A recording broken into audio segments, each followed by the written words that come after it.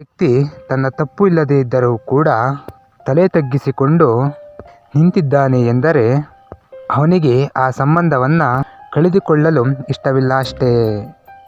ನಡು ಹಗಲಿನಲ್ಲಿ ಹಚ್ಚಿದ ದೀಪ, ನಿಯತ್ತು ಇಲ್ಲದವರಿಗೆ ತೋರಿದ ಪ್ರೀತಿ ಎಲ್ಲವೂ ಸಹ ವ್ಯರ್ಥ. ನಂಬಿಕೆ ಸಿಗಬೇಕಾದರೆ ಯೋಗ ಬೇಕು. ನಂಬಿಕೆಯನ್ನು ಉಳಿಸಿಕೊಳ್ಳಬೇಕಾದರೆ ಯೋಗ್ಯತೆ ಬೇಕು. ಬೇಡವಾದ ವಿಷಯಗಳಿಂದ ದೂರವಿದ್ದರೆ ಬೇಕಾದಷ್ಟು ನೆಮ್ಮದಿ ಸಿಗುತ್ತದೆ. ನೋವು ಅನ್ನೋದು ಒಂದು ಉಡುಗೊರೆ. ಅದನ್ನು ತಪ್ಪಿಸುವ ಬದಲು ಅದನ್ನು ಸ್ವೀಕರಿಸಲು ಕಲಿಯಿರಿ. ನೋವು ಇಲ್ಲದೆ ಯಾವುದೇ ಬೆಳವಣಿಗೆ ಸಾಧ್ಯವೇ ಇಲ್ಲ. ಜವಾಬ್ದಾರಿಗಳು ಹೆಚ್ಚಾದಂತೆ ಮನುಷ್ಯ ಮೌನಕ್ಕೆ ಶರಣಾಗುತ್ತಾನೆ.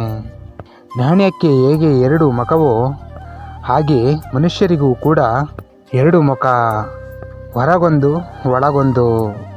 ಅವಶ್ಯಕತೆಗೆ ತಕ್ಕಂತೆ ಬದಲಾಯಿಸುತ್ತಾರೆ. ಇದುವೇ ವಾಸ್ತವದ ಸತ್ಯ. ಪ್ರತಿಯೊಂದು ಸಂಬಂಧವು ಎಷ್ಟೇ ಸುಂದರವಾಗಿ ಪ್ರಾರಂಭವಾದರೂ ಮುಕ್ತಾಯ ಮಾತ್ರ ಕಣ್ಣೀರಿನಲ್ಲೇ. ಕೋಪದಲ್ಲಿ ಇದ್ದಾಗ ಎಂದಿಗೂ ಕೆಟ್ಟ ಮಾತನ್ನು ಆಡಬೇಡಿ.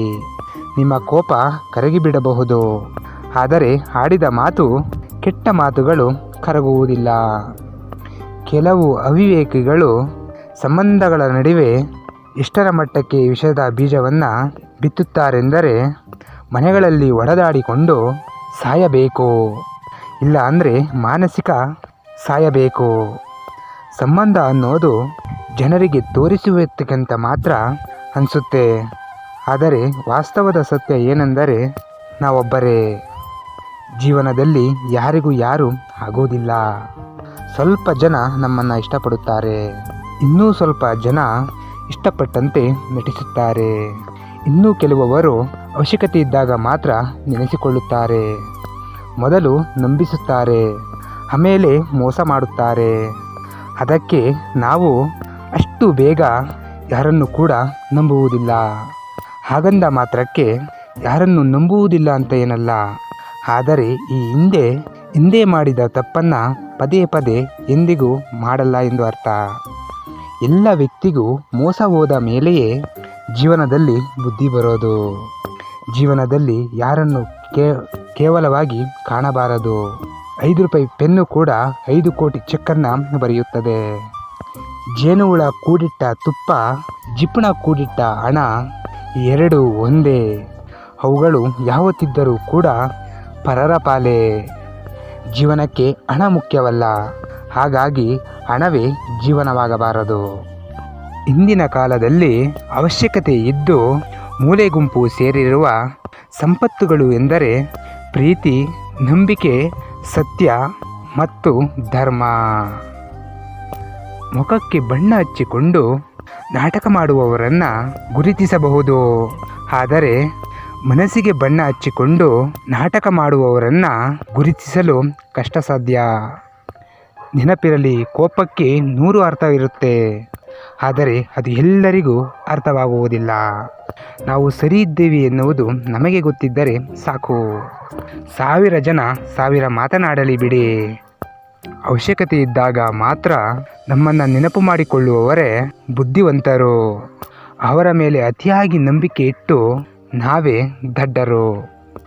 ಪ್ರತಿಯೊಂದು ಹೃದಯಕ್ಕೂ ಅದರದೇ ಆದ ನೋವು ಇರುತ್ತದೆ, ಆದರೆ ಆ ನೋವನ್ನು ಅರ್ಥ ಮಾಡಿಕೊಂಡು ಸಮಾಧಾನ ಮಾಡುವ ಶಕ್ತಿ, ಸಮಾಧಾನ ಮಾಡುವ ಹೃದಯವನ್ನು ಹೆಚ್ಚಾಗಿ ಪ್ರೀತಿಸುತ್ತೇವೆಂದು ಅರ್ಥ.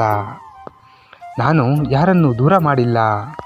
ಯಾರಿಗೆ ನನ್ನ ಅವಶ್ಯಕತೆ ಮುಗಿಯಿತೋ ಅವರೇ ನನ್ನನ್ನು ದೂರ ಮಾಡಿದರು. ಯಾರು ಹೇಗೆ ಬದಲಾಗುತ್ತಾರೆ ಎಂದು ಯಾರಿಂದಲೂ ಕಲ್ಪನೆ ಮಾಡಿಕೊಳ್ಳಲು ಸಾಧ್ಯವೇ ಇಲ್ಲ. ಪ್ರೀತಿಯ ಮನಸ್ಸುಗಳೇ, ಕಡೆಯದಾಗಿ ಒಂದು ಮಾತು.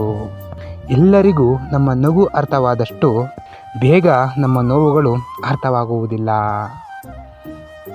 ನಮಸ್ಕಾರ. ನಾನು ನಿಮ್ಮ ಪ್ರೀತಿಯ ಸಚಿನ. ನೊಂದ ಮನಸ್ಸುಗಳಿಗೆ ಸಾಂತ್ವನ ಹೇಳುವ, ಭರವಸೆ ತುಂಬುವ ಸಾರ್ಥಕ ಕೆಲಸ ಹಾಗೂ ಪ್ರತಿ ಮಂಗಳವಾರ, ಶುಕ್ರವಾರ ಹಾಗೂ ಭಾನುವಾರ ನೇರ ಕಾರ್ಯಕ್ರಮ ಇರುತ್ತೆ. ಸಾಯಂಕಾಲ 6 ಗಂಟೆಯಿಂದ ಶುರುವಾಗುತ್ತೆ. ನಿಮ್ಮ ಜೀವನದಲ್ಲಿ ಏನೇ ನೋವಿದ್ರೂ, ಏನೇ ಕಷ್ಟ ಇದ್ದರೂ ಮನಸ್ಸಿನಲ್ಲಿರುವ ನೋವನ್ನು ಯಾರ ಹತ್ರನೂ ಹಂಚಿಕೊಳ್ಳೋಕ್ಕಾಗದೇ ಇದ್ದಾಗ ಈ ಸ್ಕ್ರೀನ್ ಮೇಲೆ ಕಾಣ್ತಿರುವಂತೆ ನಂಬರ್ಗೆ ಕರೆ ಮಾಡಿ ನಿಮ್ಮ ಮನಸ್ಸಿನ ಮಾತನ್ನು ಈ ಪ್ರೀತಿಯ ಸಚಿನನ ಹತ್ರ ಹಂಚಿಕೊಳ್ಳಿ.